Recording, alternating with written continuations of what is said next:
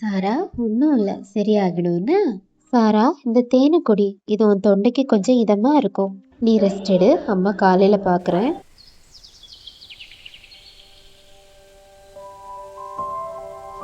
இப்போ உனக்கு எப்படி இருக்கு சாரா? பரவாயில்லம்மா. நேத்து நீங்க கொடுத்த ஸ்வீட்டோட பேர் என்ன? அது தேன். நீ பண்ணதா? இல்ல, தேன் கூட்டுல இருந்து எடுத்தது. தேன் கூடா? ஆமா, அத பத்தி நான் உனக்கு சொல்றேன், நீ இப்ப சாப்பிடு.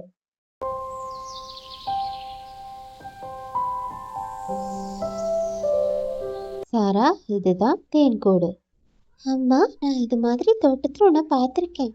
அதேதான். ஒவ்வொரு தேன் கூட்லயும் 3 தேனீக்கள் இருக்கும். ராணி தேனி, வேலைக்கார தேனி, ஆண் தேனி. ஆனா அம்மா, நான் பார்த்ததுல நிறைய தேனி இருந்துச்சு. ஆமா செல்லம், ஒரு தேன் கூட்டுல ஒரு ராணி தேனி, நூற்றுக்கணக்கான ஆண் தேனிகள், 1000 வேலைக்கார தேனிகள் இருக்கும். ராணி தேனி கூட்டோட நடுப்பகுதியில முட்டையிடும். அதே நேரம் ஆண் தேனீகள் அதுக்கு இனப்பெருக்கத்துக்கு உதவி செய்யும். வேலைக்கார தேனீகள் தேன் சேகரித்தல், கூடு கட்டுதல் வேலைகளை பார்க்கும். சில வேலைக்கார தேனீகள் மெழுக உருவாக்கி ஹெக்ஸகன் ஷேப்ல கூட உருவாக்கும். அதே நேரம் சில வேலைக்கார தேனீகள் பூக்கள்ல இருந்து நெக்டர்களை எடுத்து அதை கூட்டுக்கு கொண்டு வந்து தேனா சேகரிக்கும்.